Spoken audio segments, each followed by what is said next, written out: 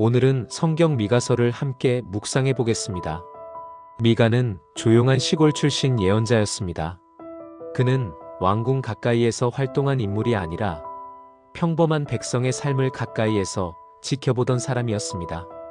그래서 그의 메시지는 추상적인 신학이 아니라 현실을 찌르는 말씀이었습니다.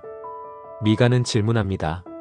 신앙이 화려한 제사로 남아있을 때 삶은 어디에 서 있는가라고. 그 시대는 겉으로 보면 풍요로웠습니다. 왕은 있었고 성전도 있었고 제사도 계속되고 있었습니다. 그러나 하나님은 그 화려한 껍데기 안을 보셨습니다. 지도자들은 뇌물을 받고 판단했고 권력자는 약한 자의 밭을 빼앗으며 정의는 돈 앞에서 흔들리고 있었습니다. 미가는 외칩니다. 여호와께서 그의 처소에서 나오신다고. 이는 하나님이 침묵하고 계신 것처럼 보이는 시간의 종결을 의미합니다. 하나님은 가만히 계신 것이 아니라 때를 기다리고 계셨습니다. 그리고 이제 직접 보시고 판단하시겠다고 선언하십니다. 그는 산들이 높고 골짜기들이 갈라지는 이미지를 통해 하나님의 임재를 묘사합니다. 이는 단순한 자연 현상이 아니라 하나님의 거룩함 앞에서 모든 구조가 흔들린다는 표현입니다. 사람은 시스템을 만들 수 있지만 하나님은 그 시스템의 심장을 보십니다. 특히 미가는 사마리아와 예루살렘을 향해 말합니다. 선택받은 도시, 하나님의 이름을 아는 백성, 그들이 먼저 무너질 수 있다고 경고합니다. 하나님을 안다고 해서 자동으로 안전해지는 것이 아니라 아는 만큼 책임이 따른다는 선언입니다. 사람들은 아마 이렇게 생각했을 것입니다. 우리는 성전이 있고 우리는 다윗의 후손이 통치하고 있으며 우리는 하나님의 율법을 알고 있다고. 그러나 미가는 그들의 착각을 무너뜨립니다. 신앙은 구조에 있는 것이 아니라 삶에 나타나야 한다고 말합니다. 그는 약탈당할 것을 예언하고 도시가 황폐해질 것을 말하며 눈물과 슬픔을 표현합니다. 그러나 이 눈물은 냉정한 선포가 아니라 아파하는 예언자의 눈물입니다. 미가는 단지 심판을 전달하는 사람이 아니라 함께 괴로워하는 사람입니다. 이 지점에서 미가서는 단순한 경고를 넘어서 하나의 질문이 됩니다. 우리가 하나님을 말하면서도 정작 하나님이 기뻐하시는 삶을 놓치고 있지는 않은가라는 질문입니다. 신앙은 단지 형식이 아니라 방향입니다. 하나님은 외적인 경건보다 공평과 사랑과 겸손을 원하십니다. 그러나 백성은 제사를 드리면 모든 것이 해결될 것이라 생각합니다. 미가는 이 착각을 깨뜨립니다. 하나님은 재물을 통해 달래지는 분이 아니라 정의를 통해 드러나는 분이십니다. 미가의 첫 외침은 이렇게 시작됩니다. 하나님은 보신다. 그리고 반드시 드러내신다. 미가는 백성의 죄를 단순히 추상적으로 말하지 않습니다. 그는 밤에 침상에서 악을 꾀하고 날이 밝으면 그것을 실행하는 사람들을 직접 언급합니다. 힘이 있다는 이유로 남의 밭을 탐하고 집을 빼앗고 가족의 기업을 빼앗는 모습을 지적합니다. 죄는 순간의 실수가 아니라 계획된 선택이었습니다. 하나님은 그들의 계산을 보셨습니다. 그리고 이렇게 선언하십니다. 너희가 재앙을 계획하였으니 나도 재앙을 계획하겠다고. 여기서 우리는 하나님의 공의를 봅니다. 인간의 의도가 악을 향할 때 하나님은 그 결과를 허락하심으로 그 실체를 드러내십니다. 사람들은 예언자의 말을 듣고 불편해합니다. 그들은 말합니다. 그만 예언하라고. 재앙이 오지 않을 것이라고. 그들은 좋은 말, 위로의 말, 평안을 보장하는 말만 듣고 싶어 했습니다. 미가는 그들의 심리를 정확히 짚습니다. 바람 같은 사람, 술과 독주를 예언하는 자가 있다면 그가 이 백성의 선지자가 될 것이라고. 이는 신앙의 왜곡을 보여줍니다. 말씀은 우리가 듣고 싶은 말을 반복하는 도구가 아닙니다. 말씀은 삶을 비추는 거울입니다. 그러나 거울이 불편해질수록 사람들은 거울을 치워버리려 합니다. 하나님은 묻습니다.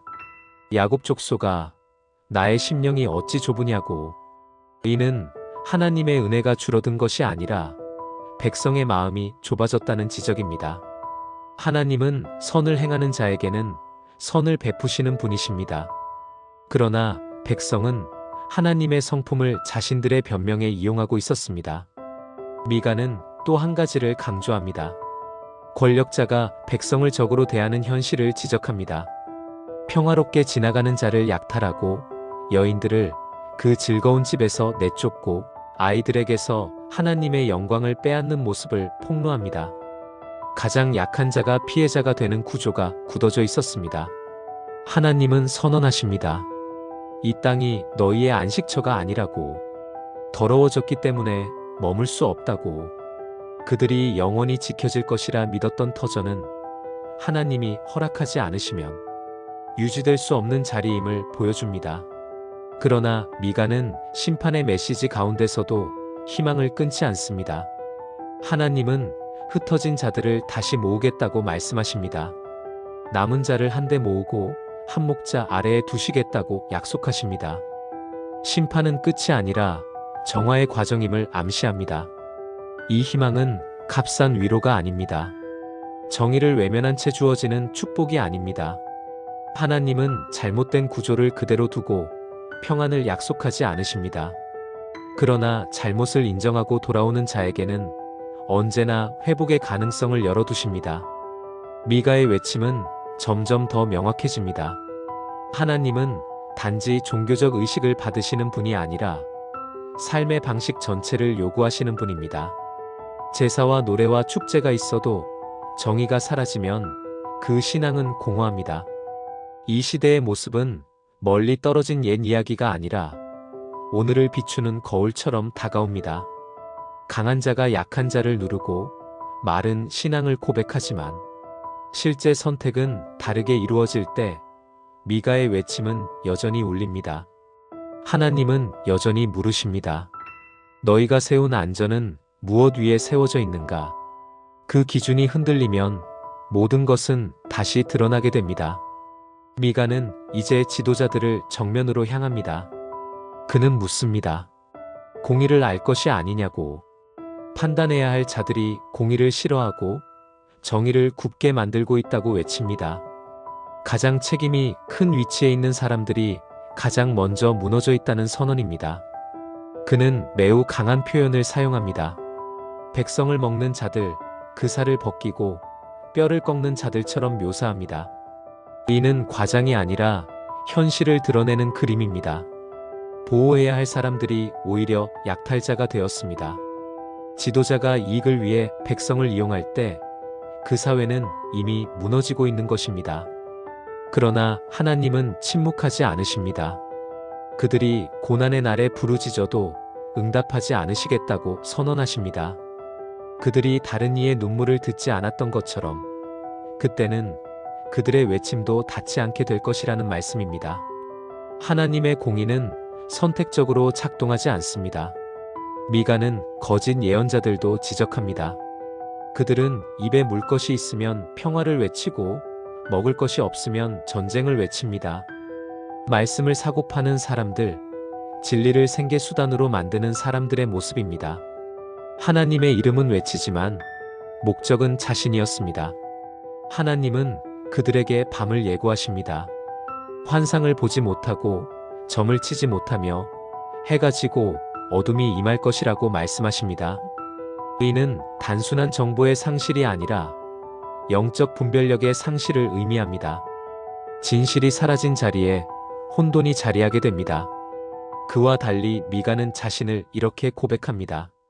나는 여호와의 영으로 말미암아 능력과 정의와 용기로 충만하다고. 그는 자신의 지혜나 권위를 말하지 않습니다. 오직 하나님의 영이 기준이라고 고백합니다. 진짜 예언은 사람의 계산이 아니라 하나님의 영에서 비롯됩니다.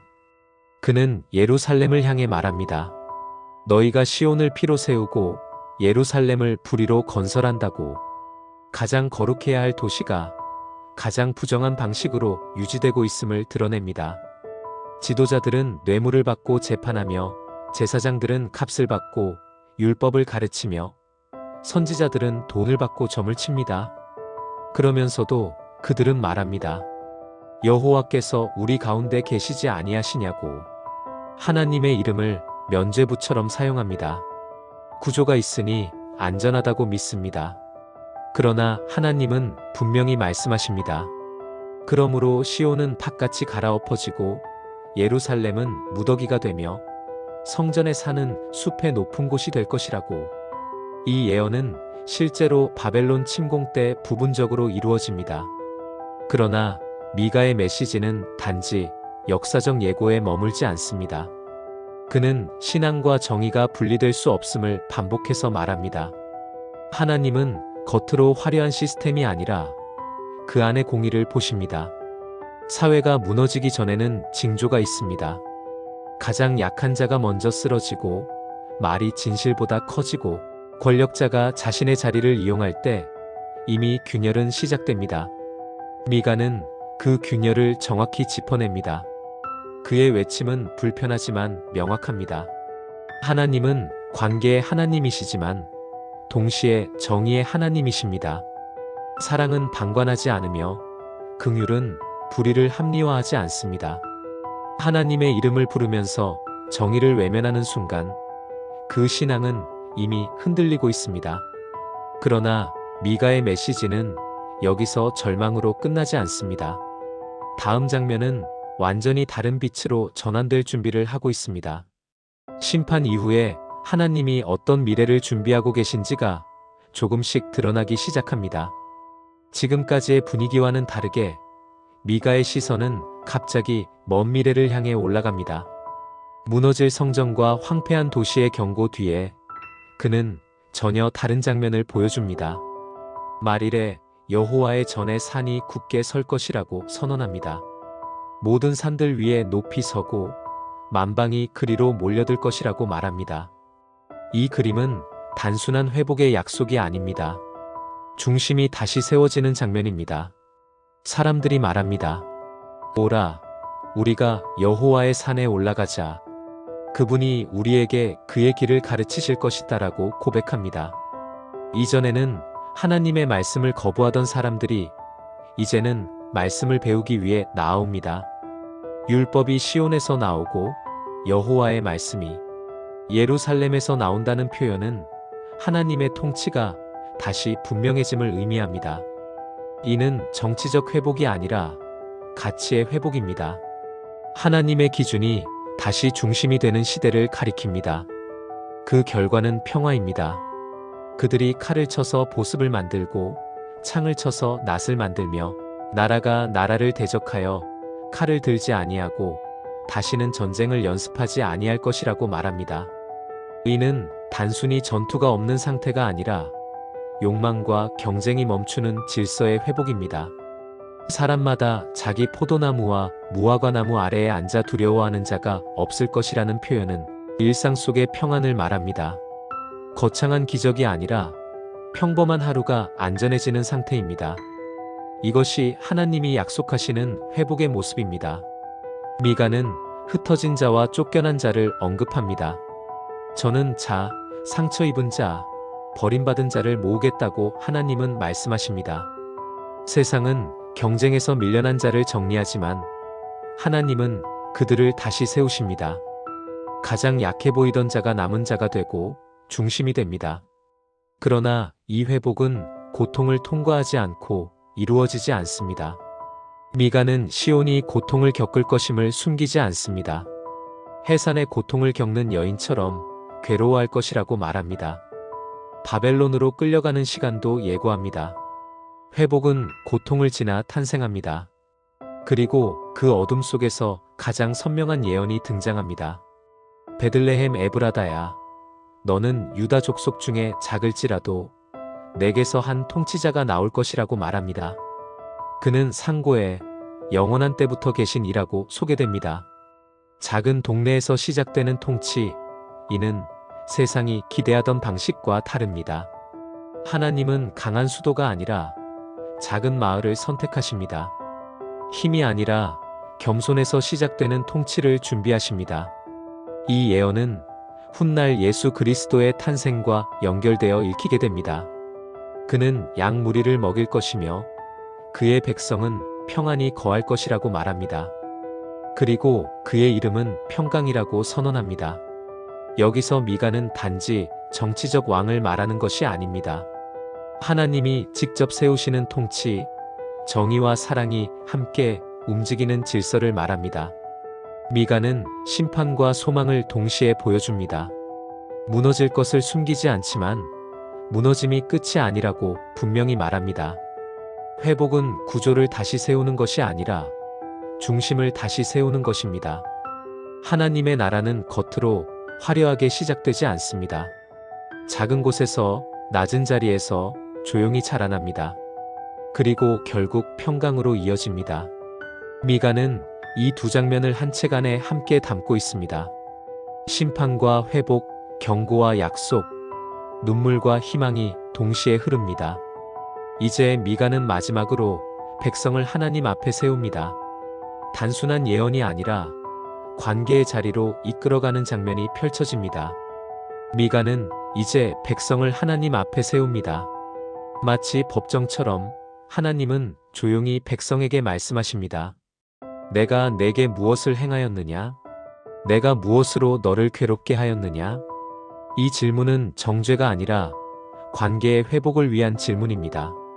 하나님은 백성의 잊어버림을 다시 깨우십니다. 애굽에서 이끌어낸 은혜, 광야에서 지켜주신 시간, 발락의 계략과 발람의 저주 속에서도 보호하셨던 순간들을 떠올리게 하십니다. 문제는 하나님의 불성실이 아니라 백성의 기억 상실이었습니다. 그러자 사람들은 묻습니다. 내가 무엇을 가지고 여호와 앞에 나아가야 합니까? 번제물입니까? 1년 된 송아지입니까? 수천의 순양입니까? 만만의 기름입니까? 내 장자를 드려야 합니까? 인간은 여전히 거래하려 합니다. 무언가를 많이 드리면 관계가 회복될 것이라 생각합니다. 그러나 하나님은 이미 답을 주셨다고 미가는 선포합니다. 사람아, 주께서 선한 것이 무엇임을 내게 보이셨나니 여호와께서 내게 구하시는 것은 오직 정의를 행하며 인자를 사랑하며 겸손히 내 하나님과 함께 행하는 것이 아니냐고 말합니다. 이 한 문장은 미가서의 중심이며 동시에 성경 전체를 꿰뚫는 고백입니다. 하나님은 화려한 예배를 원하시기 전에 정의를 요구하시고 차가운 계산이 아니라 사랑을 원하시며 높아지는 신앙이 아니라 겸손히 동행하는 삶을 원하십니다. 미가는 다시 현실을 보여줍니다. 거짓 저울, 속이는 추, 폭력과 거짓말로 가득한 도시. 믿음은 말하지만 삶은 달라지지 않는 상태. 그래서 하나님은 다시 징계를 말씀하십니다. 먹어도 배부르지 않고 저축해도 지켜지지 않고 심어도 거두지 못할 것이라고 경고하십니다. 이는 단순한 형벌이 아니라 정의 없이 세운 삶의 구조가 스스로 무너지는 모습입니다. 그러나 미가는 절망으로 끝내지 않습니다. 오히려 가장 어두운 자리에서 이렇게 고백합니다. 나는 여호와를 바라보며 나를 구원하실 하나님을 기다리겠다. 내 하나님이 나를 들으시리라. 그는 넘어져도 일어나고 어둠에 앉을지라도 여호와께서 빛이 되실 것이라고 말합니다. 미가는 자기 죄를 인정합니다. 그러나 그 죄보다 크신 하나님의 은혜를 붙듭니다. 마지막에 그는 하나님을 이렇게 노래합니다. 주와 같은 신이 어디 있으리이까? 죄악을 사유하시며 그 기업에 남은 자의 허물을 넘기시는 이시라. 노를 오래 품지 아니하시고 인애를 기뻐하시는 하나님, 다시 우리를 긍휼히 여기시고 우리의 죄악을 발로 밟으시며 모든 죄를 깊은 바다에 던지신다고 고백합니다. 심판으로 시작했던 미가서는 결국 하나님의 성품으로 마무리됩니다. 하나님은 정의를 세우시는 분이시지만 동시에 긍휼을 기뻐하시는 분이십니다. 그래서 미가는 한 가지로 정리됩니다. 신앙은 형식이 아니라 삶이며 하나님의 나라는 정의와 사랑과 겸손 위에 세워진다는 선언입니다. 우리에게 주시는 메시지. 미가는 말합니다. 신앙은 큰 재물이 아니라 작은 순종에서 시작된다고. 정의를 행하고 사랑을 포기하지 않으며 겸손히 하나님과 함께 걷는 것. 그것이 하나님이 기뻐하시는 삶입니다. 이 영상이 마음에 닿았다면 댓글에 아멘으로 함께 고백해 주세요. 좋아요와 구독으로 다음 말씀 여정에서도 함께해요.